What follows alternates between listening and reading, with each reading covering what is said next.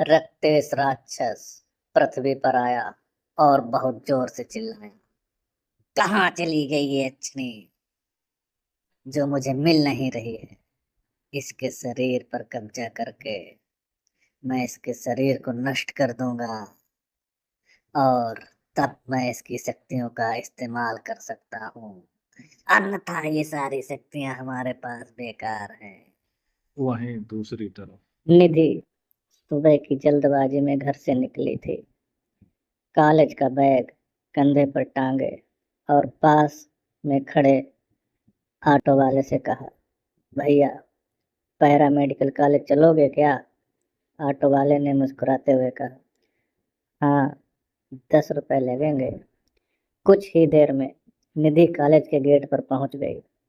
जैसे ही कॉलेज के अंदर जाने लगे, उसने पीछे से एक आवाज सुनी, निधि रुको, मैं भी आ रही हूँ। निधि ने मुड़कर देखा तो उसकी सबसे प्यारी दोस्त निशु वर्मा दौड़ते हुए आ रहे थे।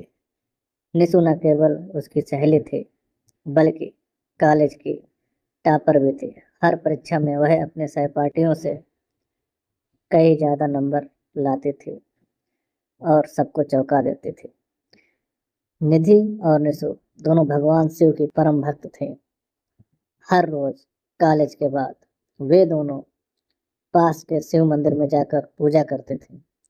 आज भी दोनों कॉलेज की तीसरी कतार में बैठी थी, जहां वे अक्सर बैठा करते थे। तभी उनकी केमिस्ट्री की टीचर किरण देवी कक्षा में आई और सभी ने उन्हें गुड मॉर्निंग कहा।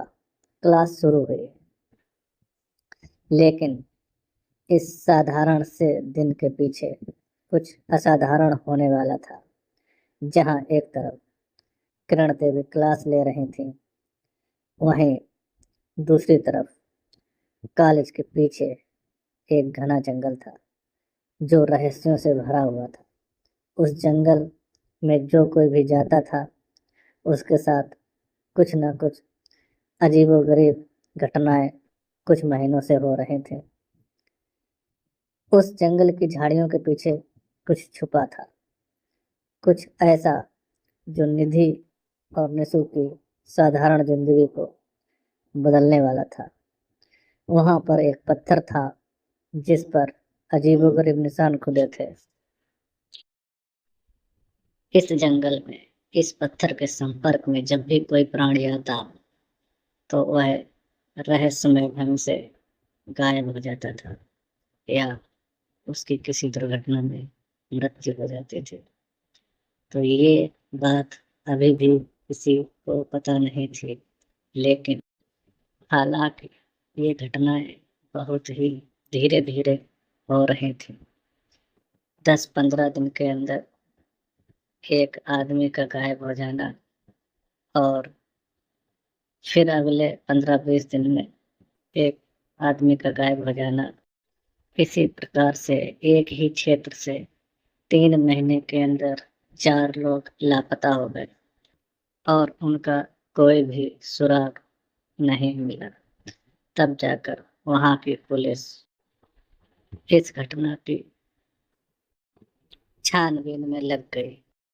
ये एक नॉर्मल बात नहीं थी, एक ही एरिया से लोगों का गायब होना। इस समय एक सब इंस्पेक्टर जिसका नाम दया सागर है, वो इस घटनाओं के बारे में छानबीन कर रहा था। उसने लापता लोगों के एरिया का मैप निकाला और उसको गौर से देखने लगा।